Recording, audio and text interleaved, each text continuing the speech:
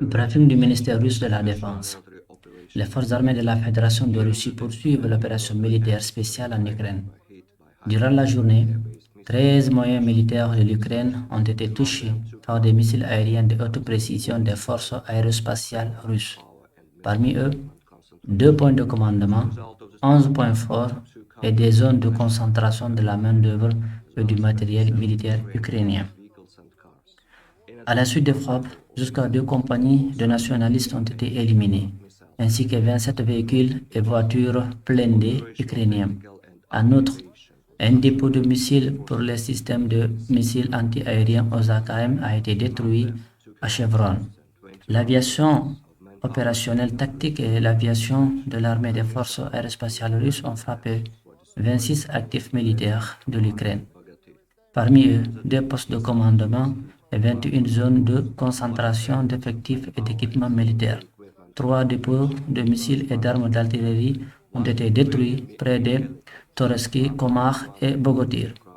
Durant la journée, les troupes de missiles ont touché un poste de commandement, 5 zones de concentration d'effectifs et d'équipements militaires ainsi qu'une batterie d'artillerie, un hélicoptère ukrainien Mi-8, un système de missiles anti-aériens Buk M1, ainsi qu'une station de guerre électronique ont été détruits sur l'aérodrome.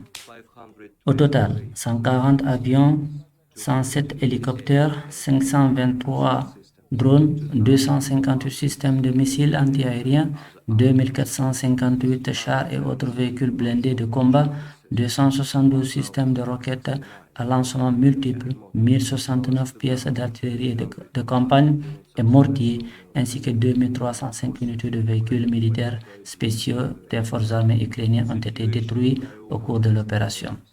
La situation à Mariupol s'est normalisée. Les habitants ont pu se déplacer librement dans les rues sans avoir à se cacher des bombardements nazis ukrainiens. L'aide humanitaire est acheminée, nourriture, eau et produits de première nécessité. Les autorités de la République populaire de Donetsk organisent le déballement des rues de décombres et l'enlèvement des équipements militaires ukrainiens endommagés. Tous les restes des nazis ukrainiens d'Azov ainsi que les mercenaires étrangers des États-Unis et des pays européens sont solidement enfermés à l'intérieur de l'usine Azovstal. Nos demandes pour que les femmes et les enfants prétendument avec eux soient libérés pour voyager librement dans n'importe quelle direction soient ignorées par les nazis. La procédure permettant aux civils s'il y en a de quitter Azovstal pour une nouvelle évacuation est signalée aux nazis toutes les heures. Ces informations sont également apportées aux représentants du régime de Kiev par l'intermédiaire du vice-premier ministre Vereshchuk.